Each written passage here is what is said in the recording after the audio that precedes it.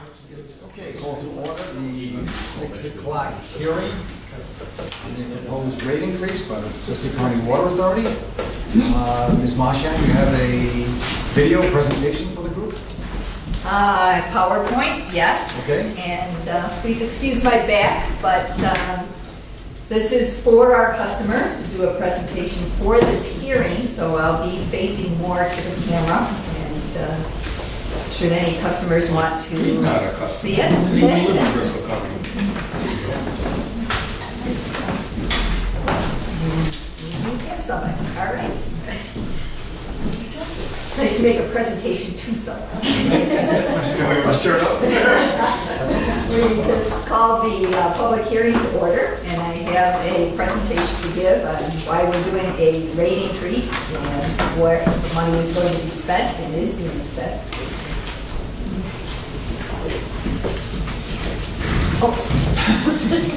That helps. So you actually get to see it. We did advertise a proposed rate increase up to 4.5% over our existing rates. This is based on our strategic plan that we've been working on for a number of years, really outlines all of the work we have planned for the next few years. Our main projects are for water supply, and I'll be describing more of this as I go along. We have infrastructure, water main projects. We also are looking to fund reserves for working on these infrastructure projects with cash reserves, because as we do more and more bonding, the interest rates get higher and it gets more costly, and we want to limit the amount of debt service we have in relationship to our budget.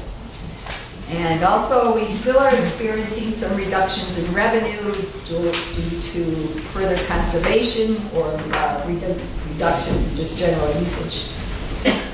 Looking at percent increases, what this would mean for the average retail customer, a 3.5% rate increase means about $1.80 per month. Go up to 4.5%, we're looking at $2.31 a month, or a difference of about 50 cents per month, as an example, between 3.5 and 4.5. So, what we're using the money for, a new source of supply. We're building a pipeline this year. It's going eventually to Pawtucket Water. And I'll actually explain a little more of this as we get further on. We're doing a number of water main renovation projects. Again, as I mentioned, reducing dependence on bonding and our loss of revenue. Our 2020 budget includes funds for the Pawtucket pipeline. We're actually doing phase 1. We're hoping to start that this year. That's a $6 million project. We've got a number of distribution pipeline improvement projects lined up and some facility improvements. And I want to mention that our operations and maintenance budget, that has not increased in the last 3 years. This year, we are going up about 2%. Over the last few years, we've incorporated a lot of money-saving programs, essentially as much as we could get of the low-hanging fruit. We're still working on doing that, so we don't have any significant increases in our operation and maintenance budget, but we've streamlined a lot of the way methods, the way we work and the way we do things. We've computerized, we've have a lot of information in the field. We're using digital maps, GIS programming. We're doing a lot of our engineering in-house now, so all of these add to cost-saving programs. Water supply. All of our water comes from Providence. Comes from a pipeline that is 160 feet underneath the bay.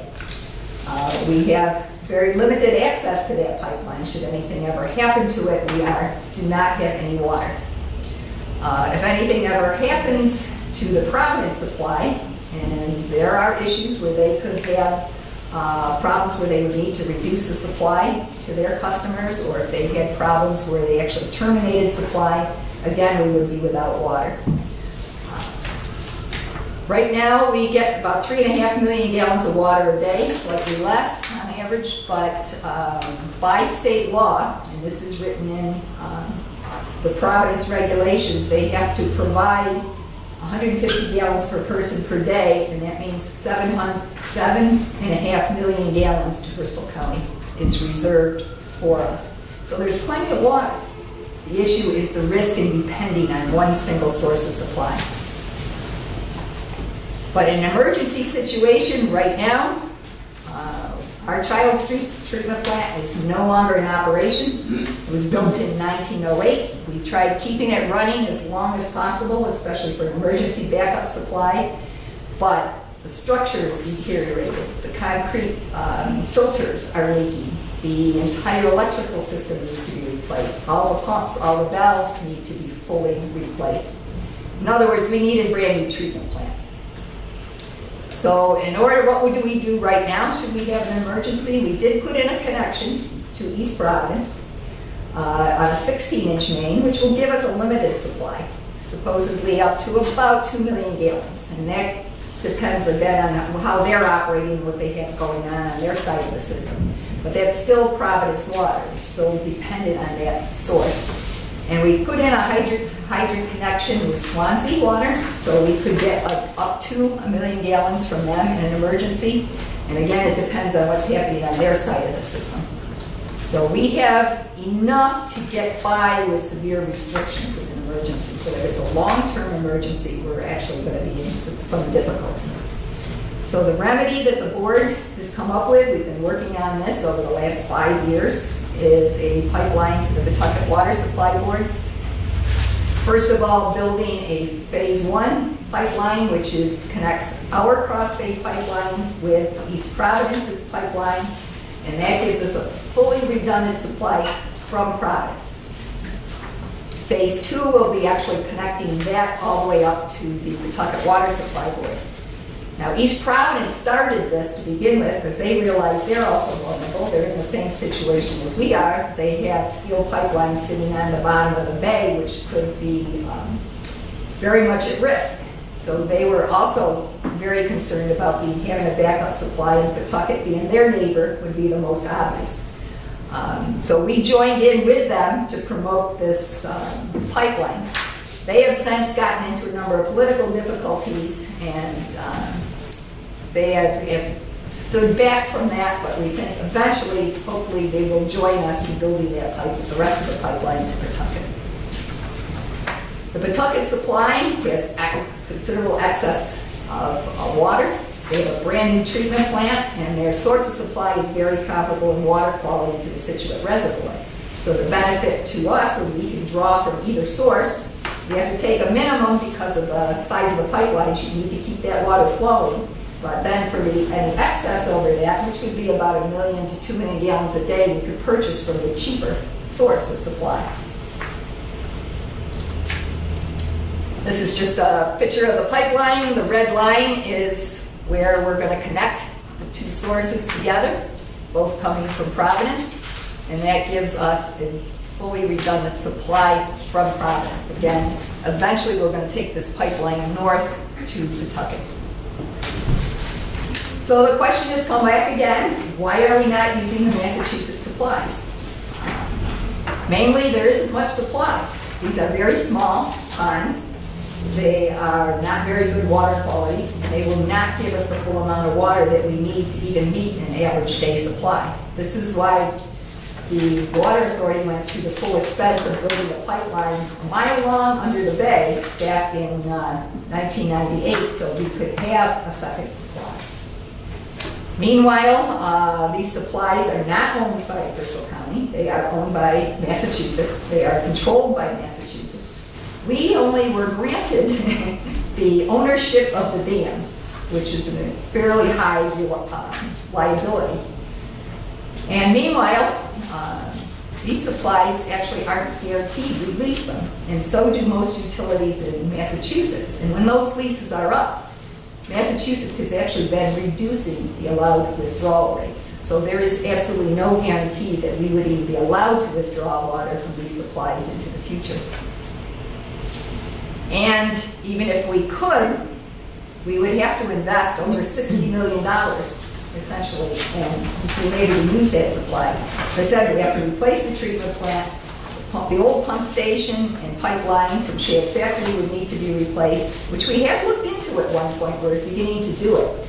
But had a lot of problems with getting access because the County Rehoboth would not support us in that. Now the Swansea Reservoir has development down along the stream, leaving the Swansea Reservoir that flows into the Kickamuit that is now polluted and would require a pipeline in of itself. And then, of course, we have 3 dams that need to be kept maintained, and perhaps especially the Swansea replaced. It was built in the 1800s. It is no longer meets any codes and would be very expensive to replace it. Again, the Massachusetts supplies are not the best water quality. It's got a high-end natural organics, very, very difficult to treat. This is the Kickamuit, which looks like a large body of water, is very shallow. So in the summertime, it gets a lot of algae, which also produce chemicals that cause taste and odor, which is, again, very, very difficult to treat. So what we're looking at is a specialized treatment plant that would be almost twice as costly as a normal treatment plant because of the quality of the water. And again, what you're looking at here is, this is the Situate on the left side, not Situate, I'm sorry, but the Kickamuit is on the left side. What we have on the right is saltwater intrusion. We have moon high tide where the water actually flows backwards through the dam, again adding saltwater contamination to the Kickamuit.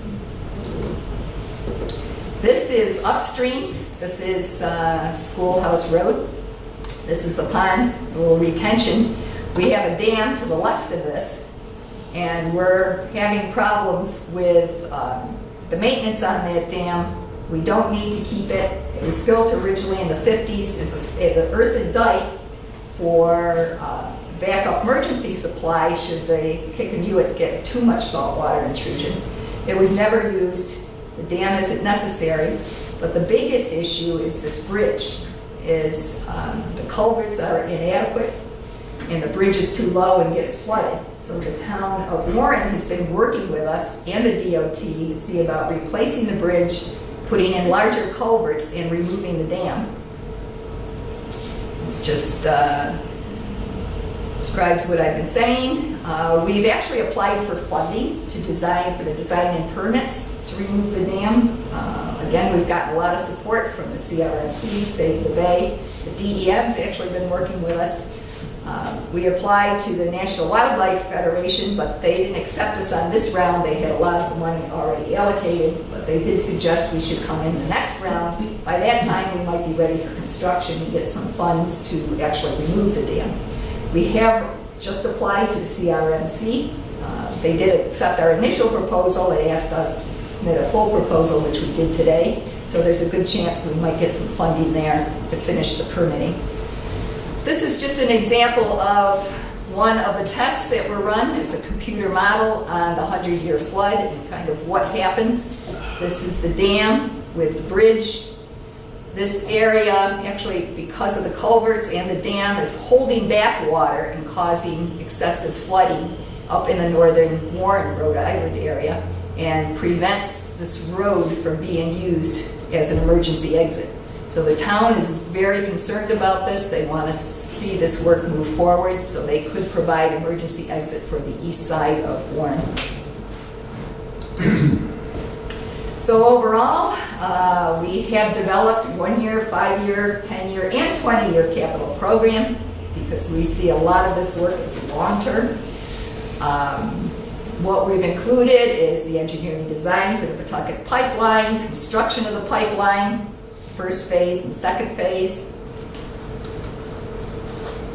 And then we're looking at our other infrastructure as well. We want to create a reliable supply. So we need to replace, clean and line older pipes and pipes that have issues, eliminate some of the low pressure zones. We have a program we're working on to increase the pressure in the upper Bristol and Warren areas and the higher elevations. And we're also looking at, if you have to do a shutdown, we don't want to shut off 500 homes at once because there aren't enough valves in the system. So we're analyzing where we need to add more valves, where we need to tie in. There's an awful lot of dead ends in this system as developers went through the years. They would extend, and then things didn't get tied together. So you have dead ends, which stops flow, and that's not good for water quality.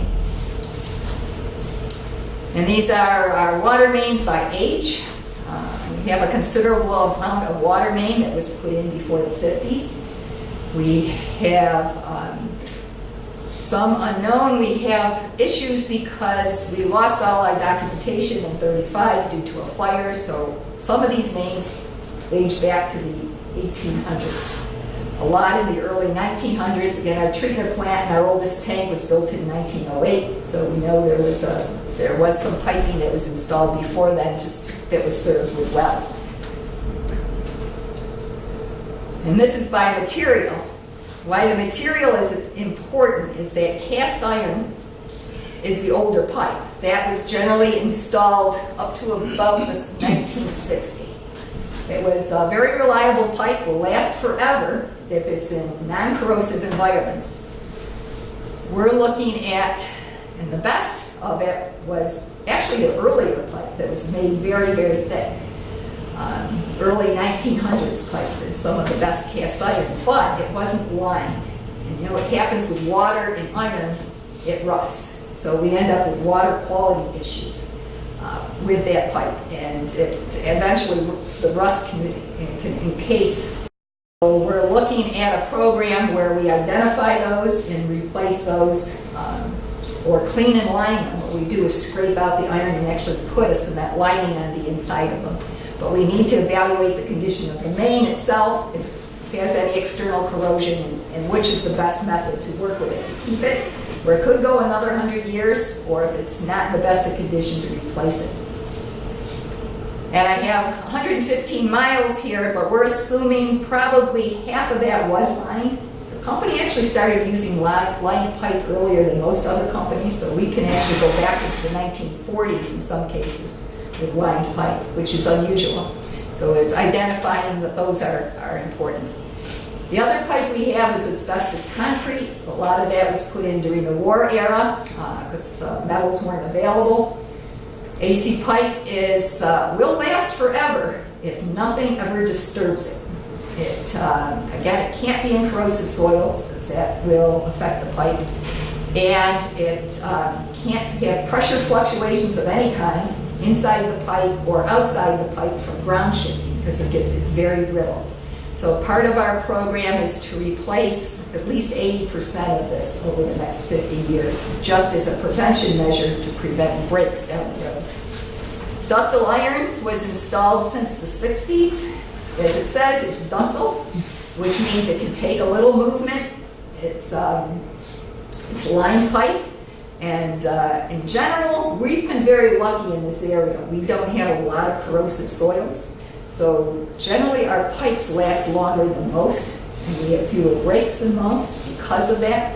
And fortunately with the ductile iron, it should be able to last us for another 100 years, depending on what soils it's in. There are certain locations within the system where it's wet, and we have water pipe that's below the water table, which we have to keep a close eye on.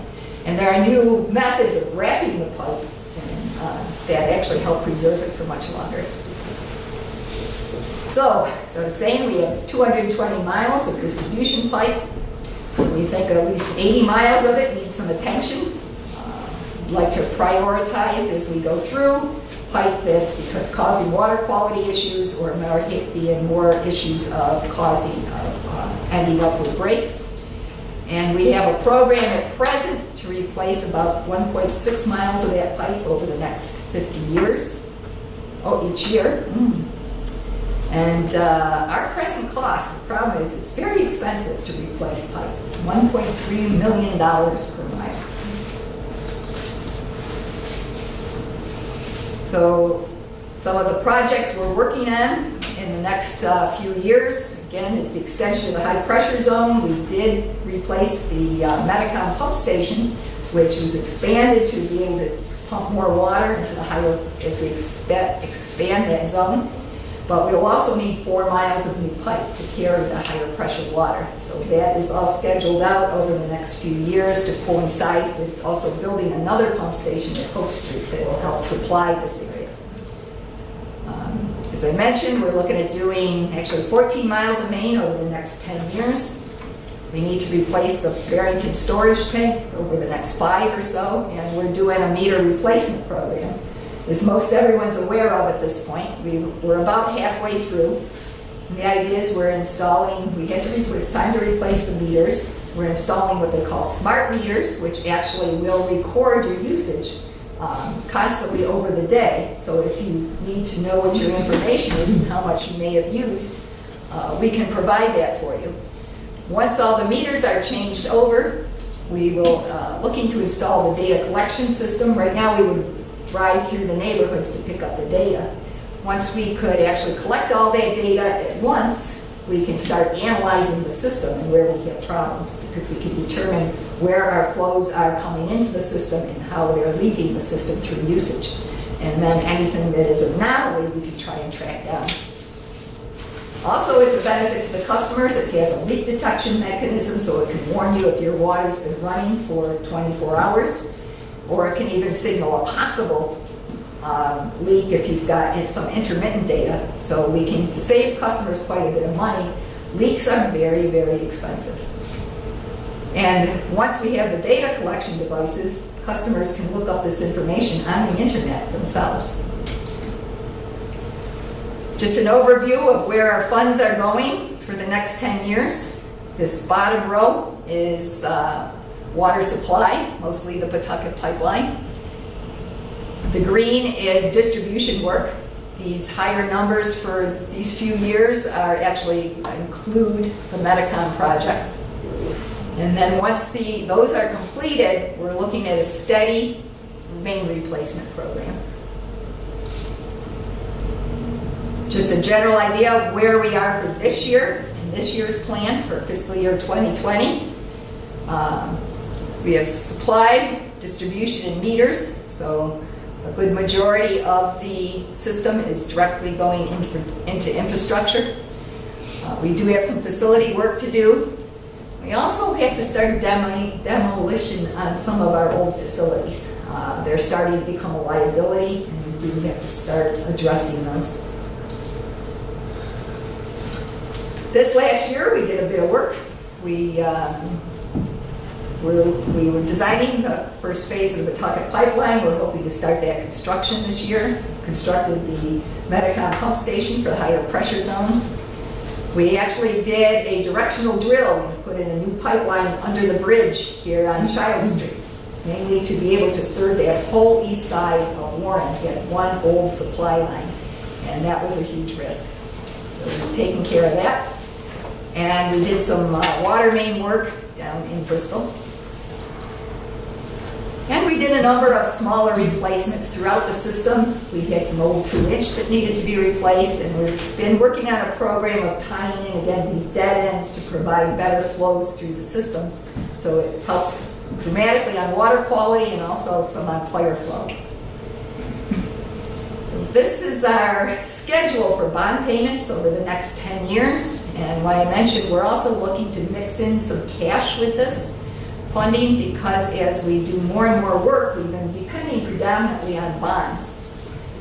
The bonds start getting, then you have to pay the debt service on those bonds, and that starts going up in relationship to what your budget is. You don't want to go too far. You want to be able to keep that at a reasonable cost.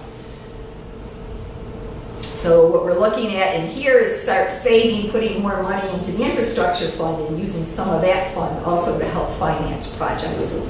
What we see here, over the last few years, we paid off 2 major bonds. We had a bond to buy the system back in '86, and then we had a bond to build and construct the East Bay pipeline that goes under the bay from Providence. So those just got paid, so our debt service is getting paid off. So we're trying to use some of this leeway to fund our infrastructure cash reserves. Meanwhile, we are still seeing some loss due to probably low flow appliances. It doesn't seem like a lot, but over a period of time, it does add up. We've lost about 20% in sales just over the last 10 years. So of course that needs to be made up in rates. And just as the closing remarks, our American Water Works Association, which is a national association for all of the water utilities, has a campaign to imagine a day without water. Most people take water for granted. As long as you can turn on your faucet and water is there, you don't think about it very much. And I know I didn't before I got into this business either. So the idea is try to imagine just a full day that you have no water at all. You have nothing in the system, so you can go out and buy a bottle of water, you can't flush your toilet. If there's a fire, there's no water. You can't make your coffee. So I know people that end up being on a break and are without water for 4 hours really understand what the difference is. It's just a precious commodity. And with our operations side, which I haven't gotten into, water is a sustainable product, but it has to be kept moving. It is perishable. If it's left to sit for very long, it does have water quality issues. So a lot of our operations programs have been flushing the water, monitoring it, where do we need to improve the system so we can get better flows and we can get better water quality. We're actually installing more SCADA information, which is remote information that'll give us water quality parameters as well as pressure parameters so we can get consistent monitoring throughout the system. Tie in when we'll be able to get this meter data back to be able to match up the meter data with all our other information. It will give us a much better picture of what's happening in the system and where we can focus our funds.